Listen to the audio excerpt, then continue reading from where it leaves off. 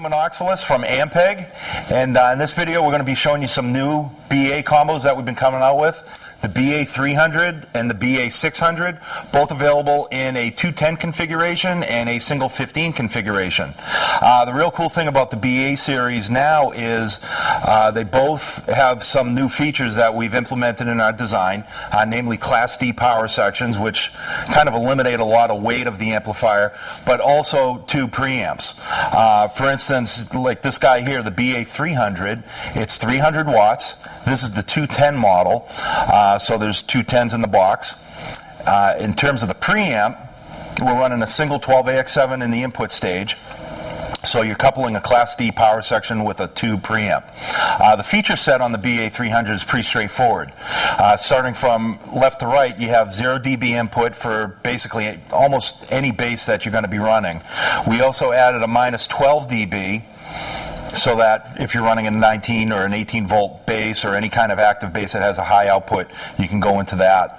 Also the all-important mute switch, which is foot switchable on the back. Next up, we have 10-to-1 compression that's variable, and it's also defeatable with an on-off switch. You also have, getting into the meat of the preamp, you have your volume control, ultra high and ultra low, which Ampeg's always been famous for. The ultra high and ultra low switches that are found on a lot of the SVTs and the Pro Series stuff. Also, we have a 5-position style selector switch, and what this does is it basically selects one of 5 different EQ presets that you can quickly dial up without having to get into the EQ section right away. It's essentially the same thing that you find on your car stereo, your home stereo, where if you're listening to a certain genre of music, you can press a button, it automatically shapes the EQ that way. So basically, starting from number 1 is minus 25 dB at 500 hertz. Number 2 is minus 500 dB at 12, minus 12 dB at 500 hertz, excuse me. Number 3 is set flat. 4 is basically just a bump in the upper mids, and 5 is a low roll-off. So they work well depending on the room that you're working in. And then pretty straight ahead, 3-band rotary EQ, bass, middle, treble, and then a master volume. So that's the top of the amp, that's the front end of the amp.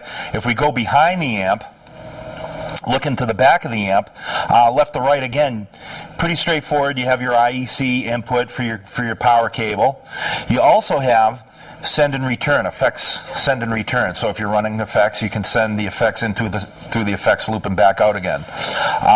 Another real important thing, level control for the DI. You have a balanced XLR DI as well as a 1/4 inch line out on the back of this thing. So there's a couple of different ways you can run to the front of house, or you can run to a recording console. But it also has the level control as well. And then last but not least, pre and post. Now a lot of people ask, what does pre and post do? It's pretty self-explanatory. Pre-EQ means that when you send a signal to the front of house or you send it to the mixing console, you're sending the signal before it gets to the preamp and the amplifier. So it would be the same thing as taking your bass and sending it directly to the mixing console. Post, when you press that in, now everything that goes through the amp and everything that you do on the front of the amp, whether it's volume or EQ, gets sent to that XLR and out to the mixing console. So either way, take your pick. Also ground lift for the XLR, and then like I said, tuner out.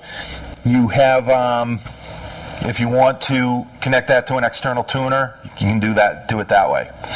So that's pretty much it. Like I said, the BA300, it's coming in single 15s as well as 210 configurations. Class D power, like I said, Class D makes the amp real light. You don't have heavy heat transformers or fans in there weighing the amplifier down. This whole package at 300 watts is 55 pounds. So there you have it.